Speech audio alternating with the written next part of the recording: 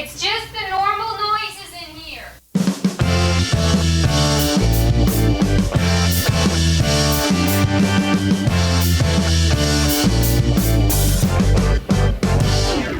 This is Polyphonic Press, the podcast where two music fans pick a classic album completely at random.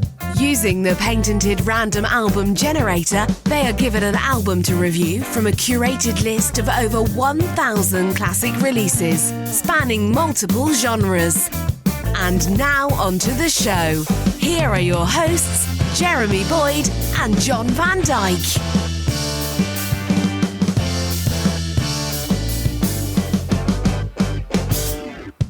Hey, welcome to Polyphonic Press. I'm Jeremy Boyd. I'm John Van Dyke. And let's not waste any time. We've got the patented random album generator right in front of us here. So let's hit the button and see what album we're going to be listening to this week. And the album we're going to be listening to is The Beatles, Please Please Me. Okay. All right, this is their debut album. I know that. This is what it says on allmusic.com. It says, once Please Please Me rocketed to number 1, the Beatles rushed to deliver a debut album, bashing out Please Please Me in a day.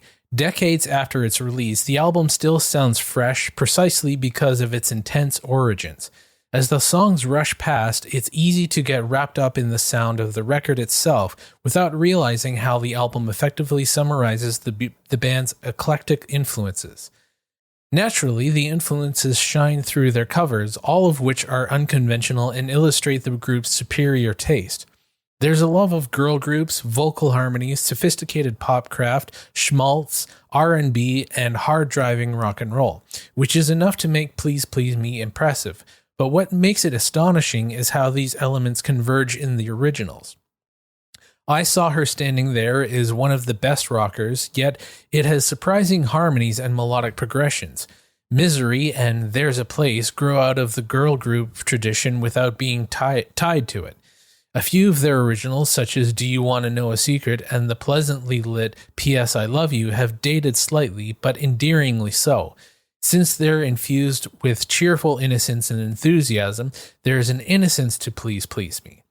The Beatles may have played notoriously rough dives in Hamburg, but the only way you could tell that on their first album was how the constant gigging turned the group into a tight professional band that could run through their setlist at the drop of a hat with boundless energy.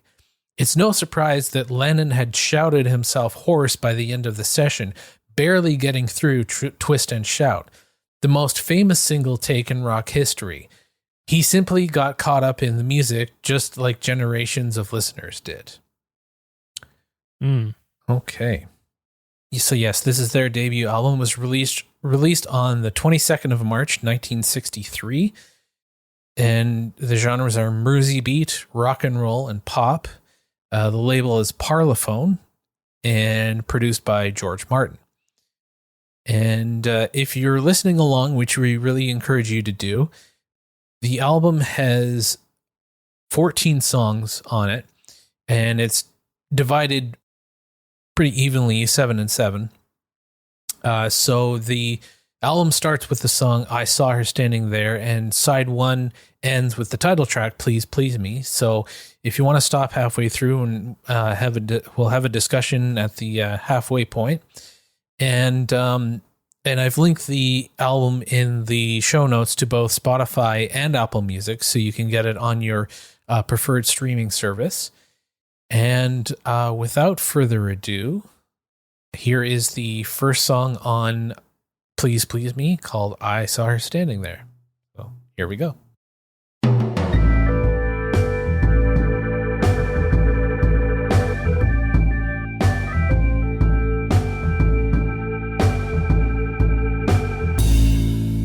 Okay, and ending side 1 with the title track, Please Please Me. Yeah, it's so funny and cool to hear how, just how tight they were this early on. And I think, it's just from playing live for so many years leading up to this in Hamburg and just playing like 8 hours a night. Yeah, they were barely had any time off. Yeah, but they were just so tight, and like there's no debut. Like we were saying last week about Dire Straits. I mean, for a debut album for a band to be this tight is pretty unusual. And it's pretty obvious that there was something special about the Beatles, even early on in their career. You know. Yeah. Material wise, I think some of this, like, I'm not as attached to a lot of the songs on this one as I am on later albums. Like, I'm really attached to, like, you know, the Rubber Soul, Revolver, and anything after that, where it's like everything just seems a little bit more methodical and, well, I guess it's more experimental, but it's also, I don't know, the song crafting just like they've really came into their own on those albums. This one, there's a couple of good songs on here and everything like that, but you know, they're mostly the well-known ones. Yeah. What I'm saying is you can see the potential.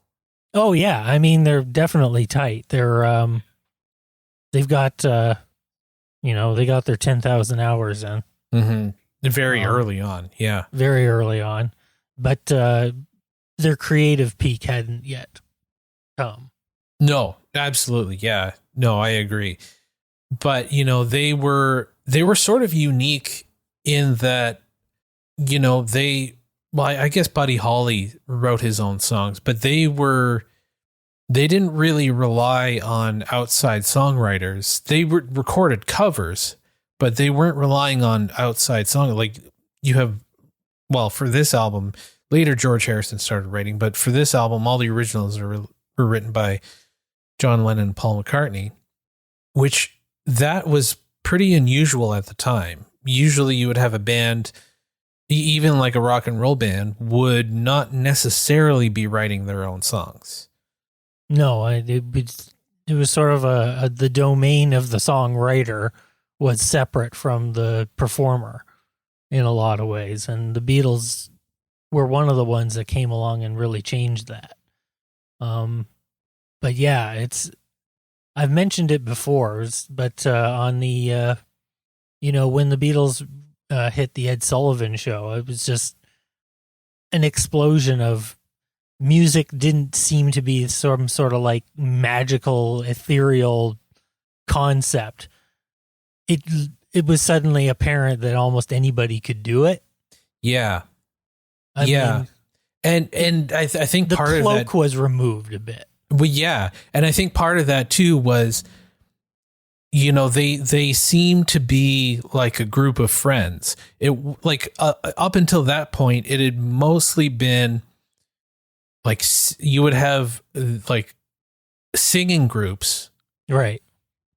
Or if it was a rock and roll band, it would be Bill Haley and the Comets, Buddy Holly and the Crickets. This was the Beatles. There was no obvious leader. We're a group of equals, and it's sort of like, okay, this is, and you're right. Like when Ed Sullivan hit, it's like, oh, I could get three of my friends and we could do this. Yeah, it was just music was presented like up to that point to for the most part. You would go see a movie like an Elvis movie or something like that, and it would be Elvis singing. And there's like this orchestra music being pumped in from behind somewhere. And you don't see the musicians for a lot of things. I mean, occasionally one rock and roll movie would come about and there's Bill Haley and the Comets on stage in the corner of a room or doing something. But that wasn't the way it was presented most of the time. It was generally almost seemed like this thing that just, only a very select few people get to do this sort of life or something like that. And then after 1964, there's this huge explosion of garage bands and everything, and many of them became really popular, but many of them didn't.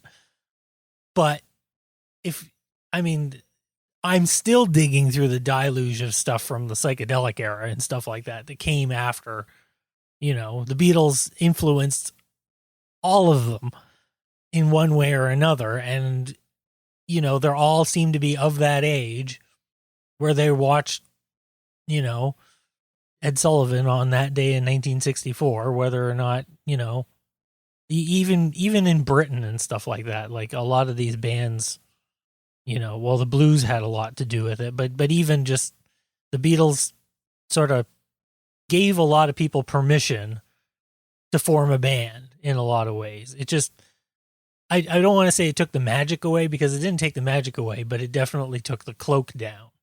If I were to compare it to something, it would almost be like, and this didn't happen until much later, but it was almost like when YouTube came along, suddenly all these aspiring filmmakers could see how they could do something. It's almost like that. It's like, oh, people my age and people who, or maybe a few years older, they're doing it, and I'm seeing how they're doing it. Yeah. It doesn't seem like this thing that's out of your reach anymore. The more that, something comes along that allows you to just, piece it together in your mind how you could do this. It's just a lot of, the blocks fall into their holes, and you can actually visualize yourself doing something.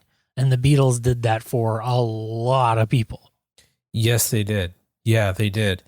Do you think, though, would something like that happen today? Like, do you think there would be... Yeah, it seems almost like something needs to happen like that again, because, there's a lot of like aspiring rappers and stuff like that.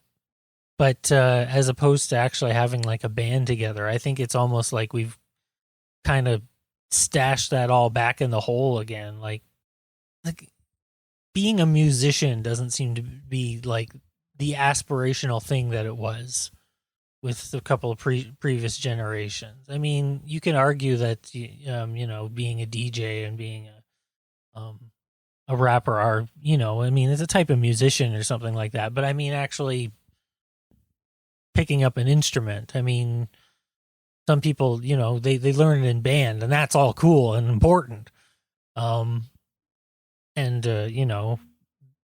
Being in band and in like high school and junior high and things like that is it's a good window for a lot of people to figure out what they're doing, but there's not usually a lot of space for, from a rock and roll standpoint, there's not a lot of space for like, your guitar, your drums, your bass and stuff like that in that sort of a setup.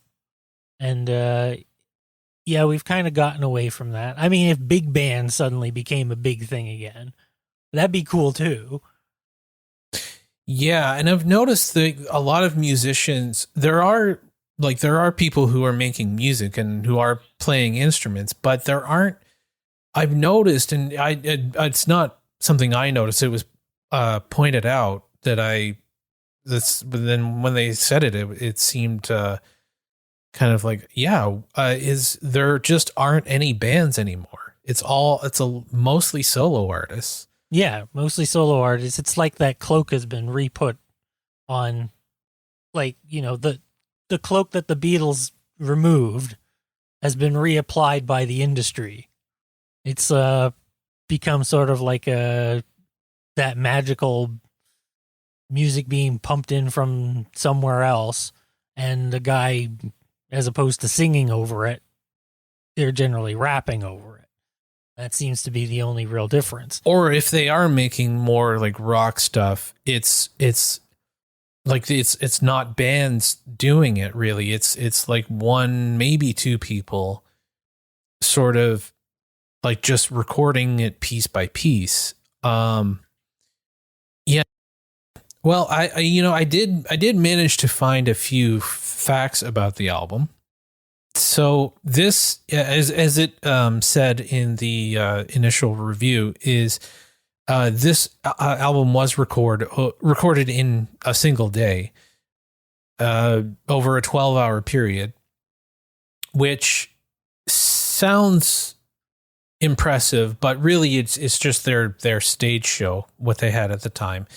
And they just sort of ran through all the songs that they had. And they still would have had to have a few multiple takes of some of these songs. Like I've heard them too.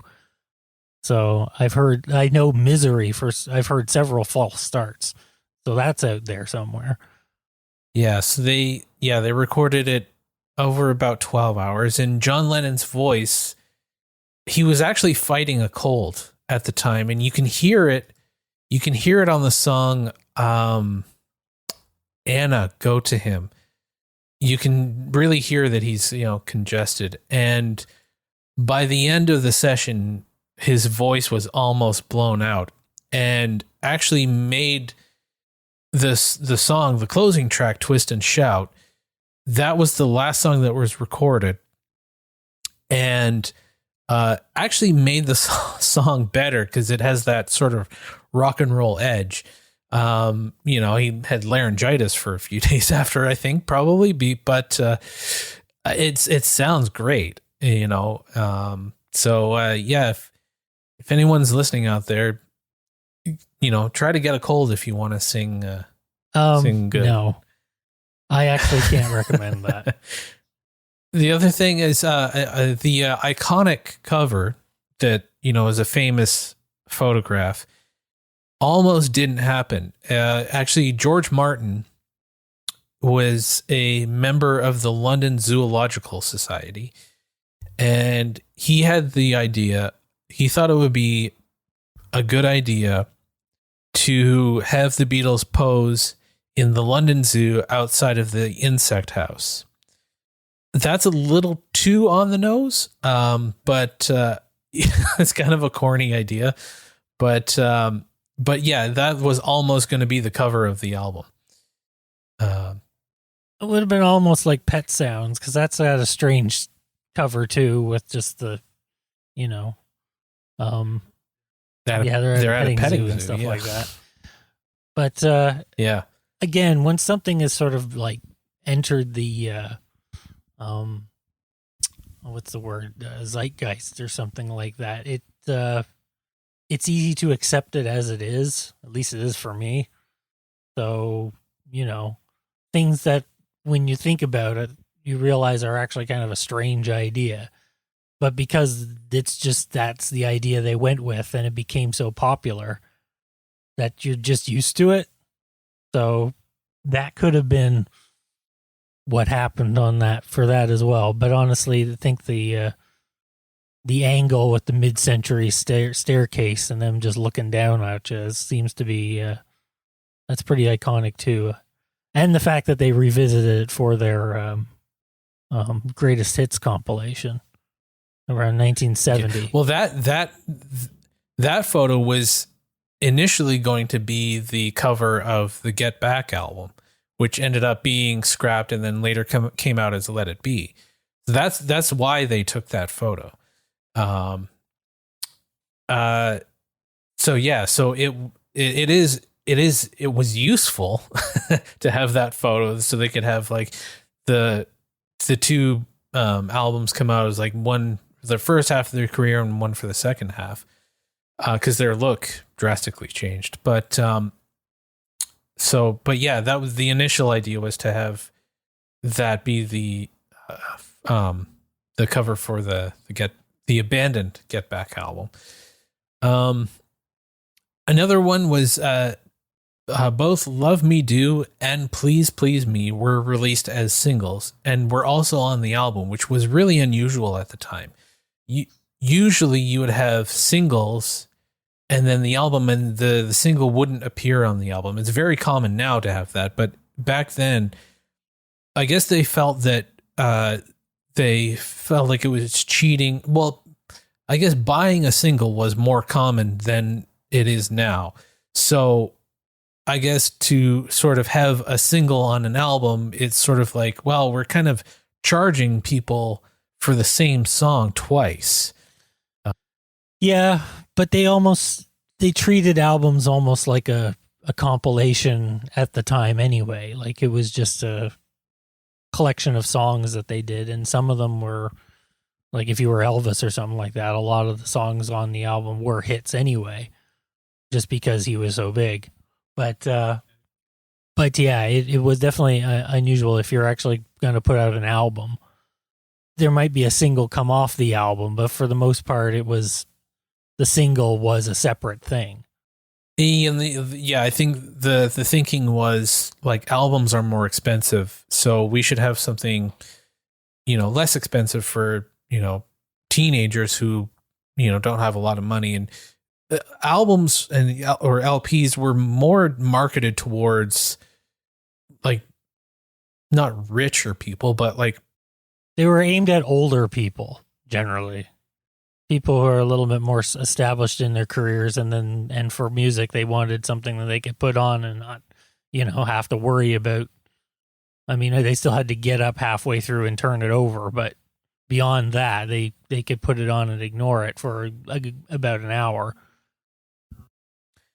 And this actually wasn't this didn't become the standard debut album, for the Beatles across the world. It was in England, but in North America, and this is pretty common knowledge, but in North America, they had separate releases and separate albums because they were on a different label in the United States. They were on a label called VJ Records, and they sort of struck a deal with Capitol, which is EMI's American label.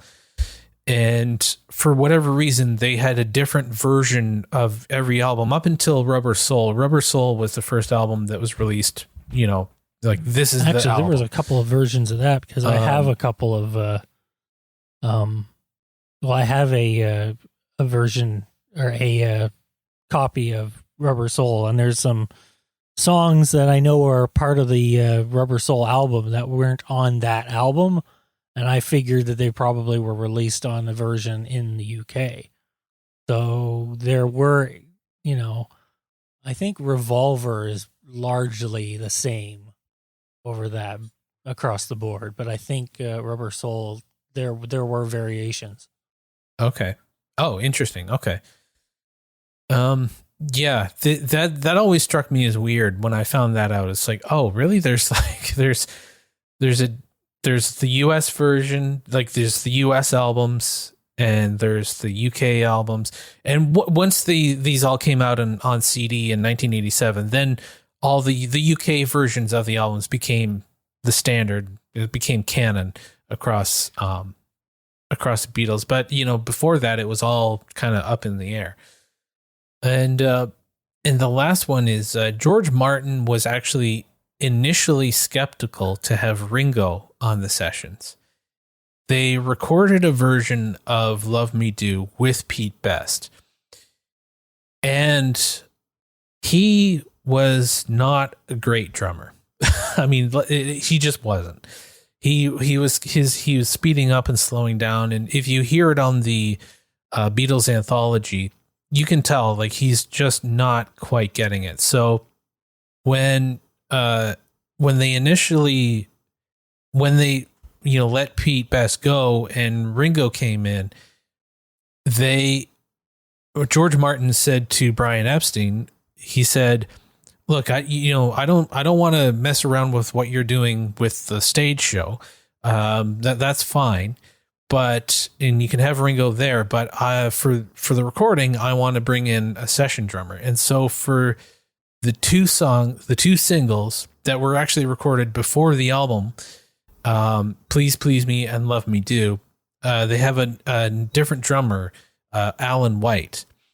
And it wasn't until they realized, oh, Ringo is actually a good drummer.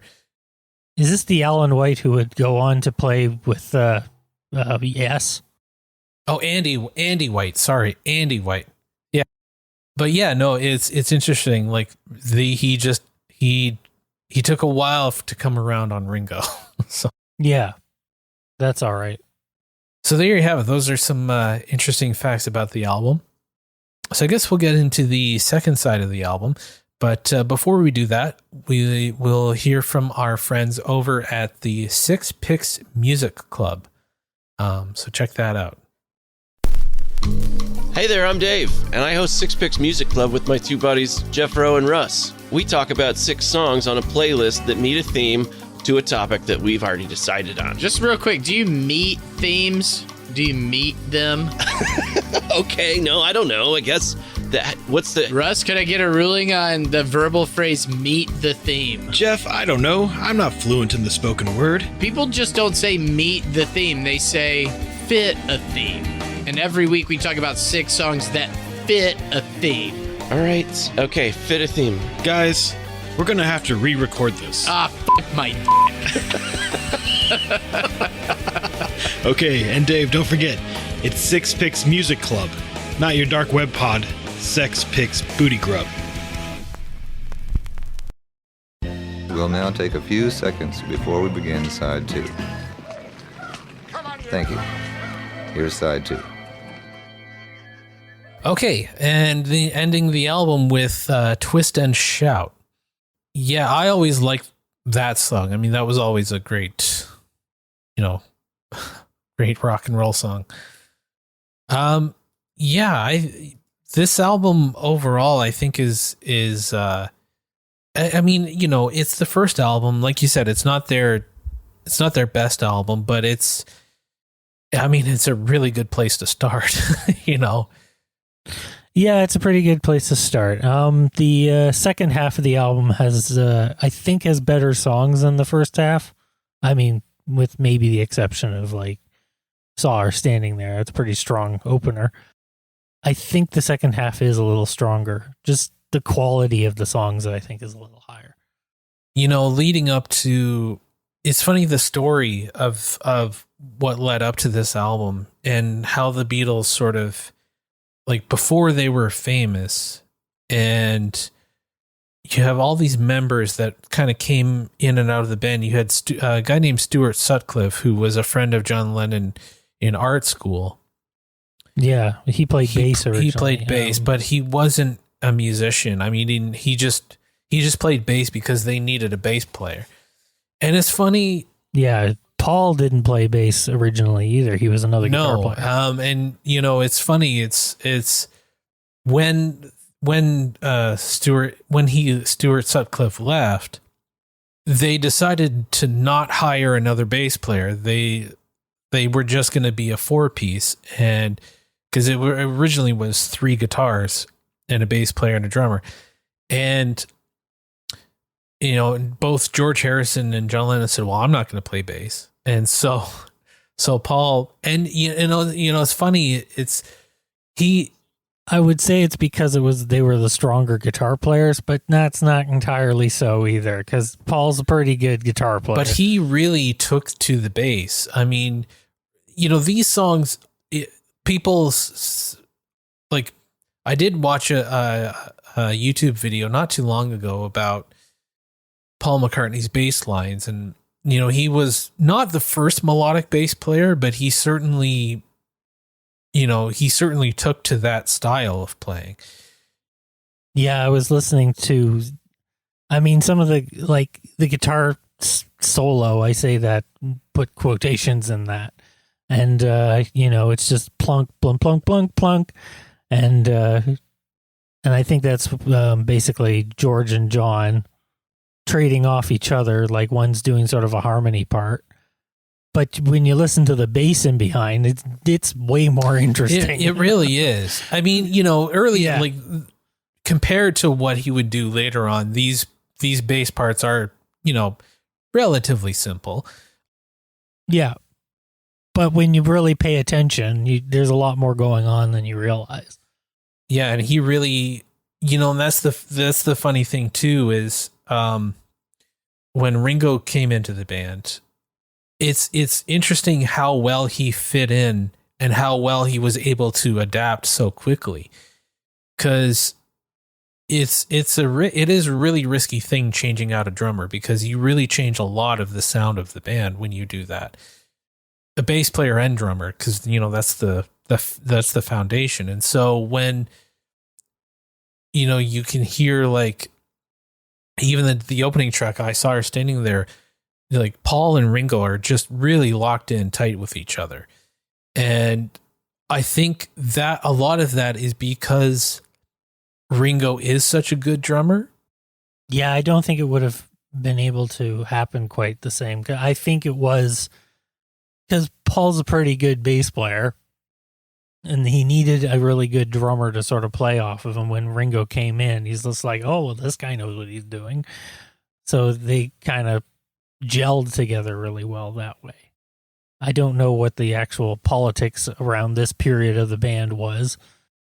It seems that musically, at least, he sort of found his way into the band through Paul. Well, what happened was, like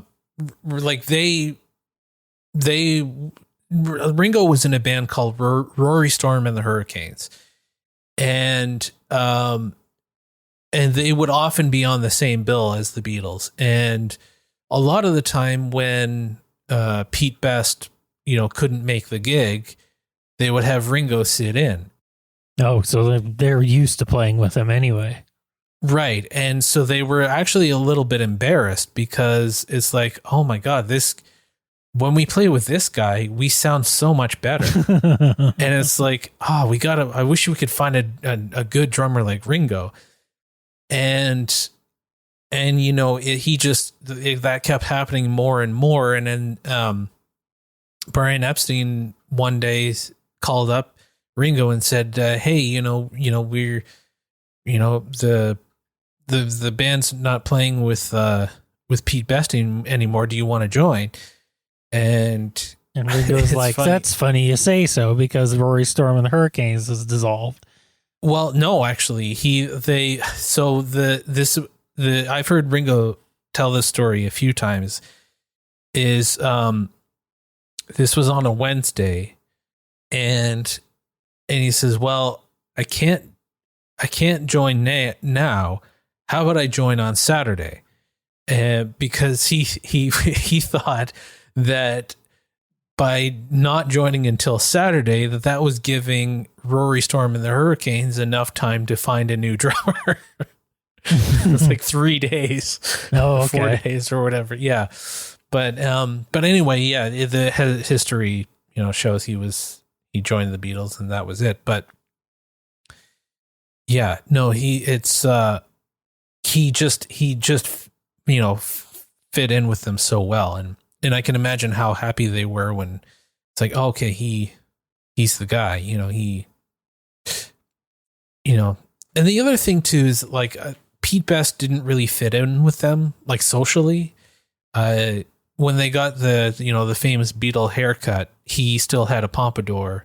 And so it's like, this guy, he's just not, and that's what, a lot of being a musician, what they call is being a good hang is just, being, easy to be around. And, you could argue that the Beatles haircut was a little bit silly to begin with, but the pompadour is kind of silly to begin with too, when you really think about it. But a lot of these trends are.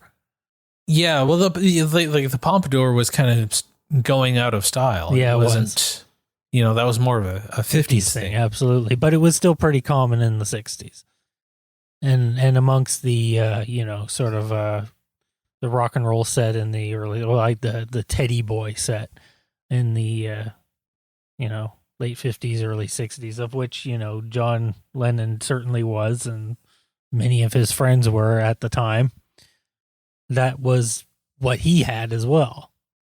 So yeah, the Beatles haircut didn't really even come along until after they'd already established themselves. Well, it sort of happened in when they went to Hamburg, because they had a friend named Klaus Foreman, who had that style, and they said, "Oh, we like that. Can you?" His girlfriend, I think her name is Astrid. She cut their hair like that, but Pete didn't want his hair cut like that, so he was always. I'm not saying that that's really a big deal, but it's just like he's not really fitting in with everybody. Yeah, I mean, could be. Again, I don't know exactly what went on with Pete and stuff. I've read books and stuff like that, but again, and it's funny how little Pete actually comes up in some of these books. So I think that sort of reflects that sometimes. It's just Pete was kind of doing his own thing. Well, they were kind of being a group.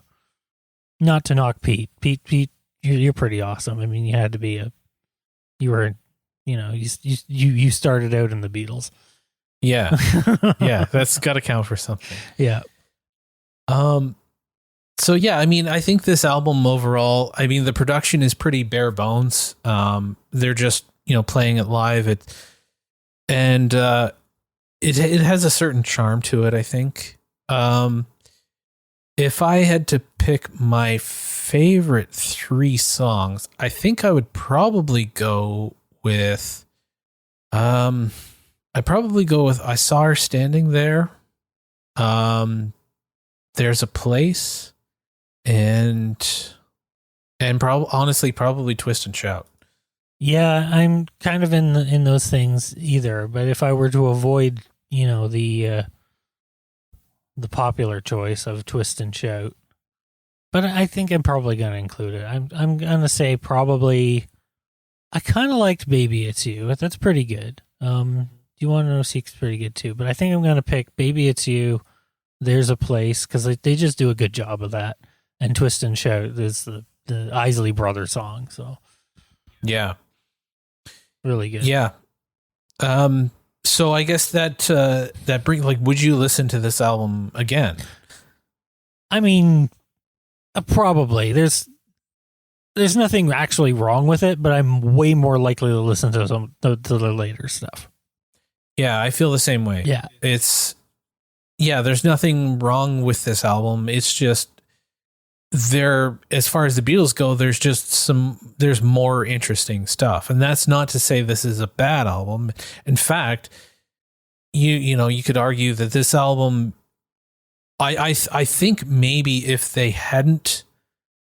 this was their only album, I would say this is a pretty damn good album. If for whatever reason they never became a hit, or they only had a few hits early in their career and they only recorded this album, I would say, hey, it's a good album. Yeah, I'd say this is a pretty good collection of songs for that unknown band, the Beatles, from the early 60s. They put out this really weird, obscure album that, and it's just, yeah.